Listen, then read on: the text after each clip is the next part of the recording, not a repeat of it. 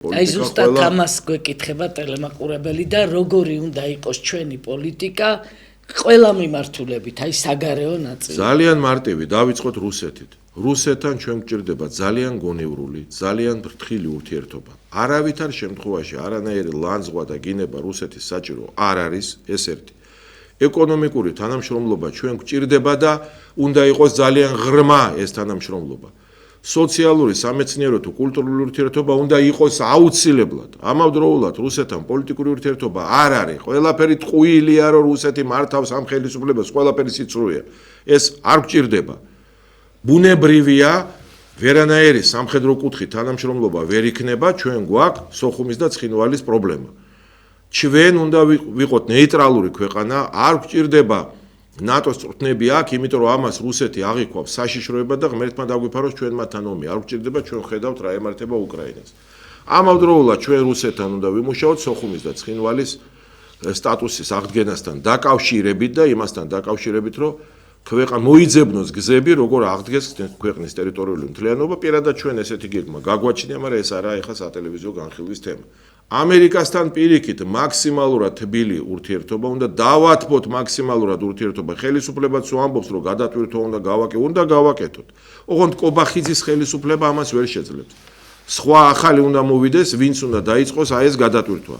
არავითარ შემთხვევაში არ შეიძლება ლანძღვა ამერიკის შეერთებული შტატების, განსაკუთრებით ამ პრეზიდენტისა და სახელმწიფო მდივნის და ამ ადმინისტრაციის ეს ძალიან ქმედითი ხელისუფლებაა და არავითარ შემთხვევაში ეს არ შეიძლება. მაქსიმალური თანამშრომლობის რეჟიმზე უნდა გადავიდეთ და ბუნებრივია ევროპასთანაც ესე უნდა იყოს.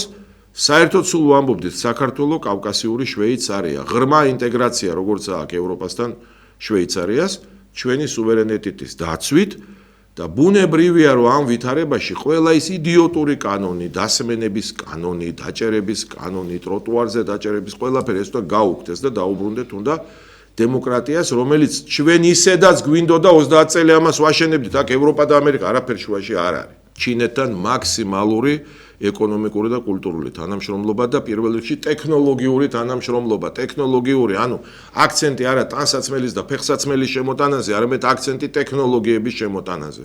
თურქეთთან ჩემი პირადი აზრით დისტანცირებაა საჭირო. თუ ვინმე წალეკა საქართველოს, წალეკა თურქეთმა აჭარა.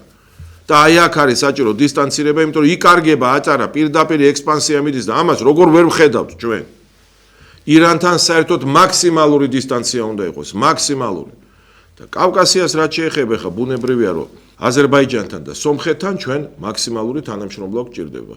აი ესეთი უნდა იყოს საქართველოს პოლიტიკა, რა არის აქ ძნელად გასაგები. და არ უნდა გვეშინოდეს, რომ ვიღაცა ამის გამო გამოგვაცხადებს რუსეთის აგენტად, ჩინეთის აგენტად, ამერიკის აგენტად.